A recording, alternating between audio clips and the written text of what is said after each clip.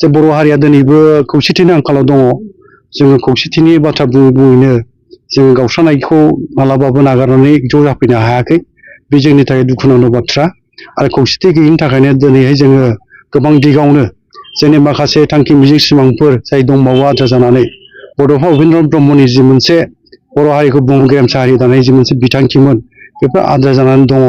संकसनिफ्राय सदियासिम आलादा बड'लेण्ड रायजो सोरजिनाय आरो कार्बि आंलंनि बर'फोरखौ हाजोआरि ट्राइबेल गनायथि मोनहोनाय आरो लोगोसे बुरलुंबुथुर दैमानि खोलाहा सेरफाङाव रायजो जानाय ट्राइबेलफोरबा जोंनि थाखाय मोनसे नीलाचल अट'न'मास काउन्सिल सोरजिनायनि जि मोनसे दाबि दं बेफोर आद्रा जानानै दंजोबो।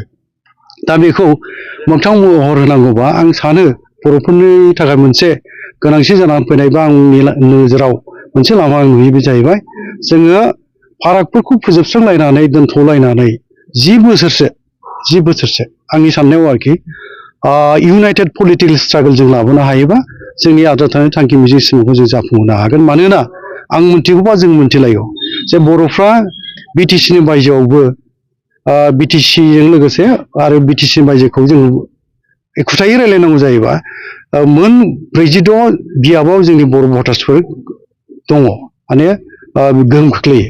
दा बेनि गेजेराव गासै जोङो मोन 19 बियाबाव डिसाइडिं फेक्टरथार माने जोङो भट होबासो देरहायो जों भट होआबा देरहाया। जों जेनहोनोबो हायो देरहाहोनोबो हायो बे रलखौ जों लानो हायो बा जोङो जे बे खामानिखौ जों मावनो हायो। ओंखायनो जों नङाबानो आसाम सरकारखौ दानाया गोब्राब दङ। दा बेनि थाखायनो खौसे जायोबा जों बेखौ खाबुखौ लानो हायो रायलायनायनि बा जोङो दाबिनानै सरकारखौ नारसिननानै आदाय खालामनायनि जोंहा खाबु दङ। नाथाय जोङो गोबां समाव दहाय एसे आगोलाव बुंनाय बायदि खौसेथिनि बाथ्रा बुङै जोङो गावस्रानायनिफ्रायनो जों ओंखारबोनो रोङा। जोङो ज' जाफैनो हाया।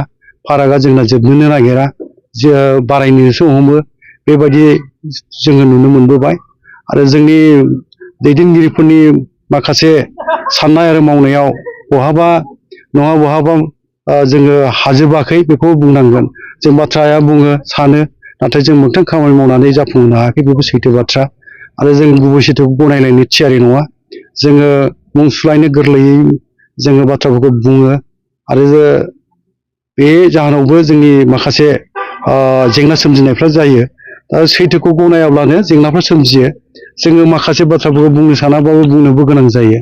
दा बेफोर बाथ्रा ओंखायनो आंनि नोजोराव बा मोनदांथियाव आं बेखौनो बुंनो लुबैगोन फैगासिनो थानाय समाव बयबो सैथोखौ बिखायाव गोबानानै जिउजों फोनांजोबनानै नंगुबै सैथोनि थाखाय आरो थार जेनुइन जि मोनसे प्रब्लेम्सफोर दं जोंहा आनसल्भ जानानै दङ बेखौ जों सुस्रांनो नागिरनांगौबा जोङो इउनाइटेड वे स्टेन्ड डिभाइडेड वे फल बे बाथ्राखौबो जोङो गोसोखांनांगोन। आरो जों खौसे जानानैनो खामानि मावोबा जाफुंनाया मोगथां जागोन बेखौ जों फोथायनो हायो।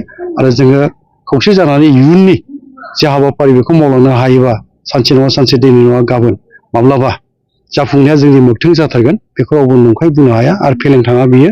बेनिखायनो आंनि खावलायनाया बे थागोन जे जोंनि गेजेराव फारागफोरखौ फोजोबस्रांलायनानै जोङो खौसेथिनि जि सावरायनाय बेखौ जोङो जागायनांसिगौ आरो लांबाय थानांगोन आरो फारागखौ फोजोबस्रांनानै जोङो खामानि मावनो नाजानांगोन बेखौ खावलायनाय थाबाय।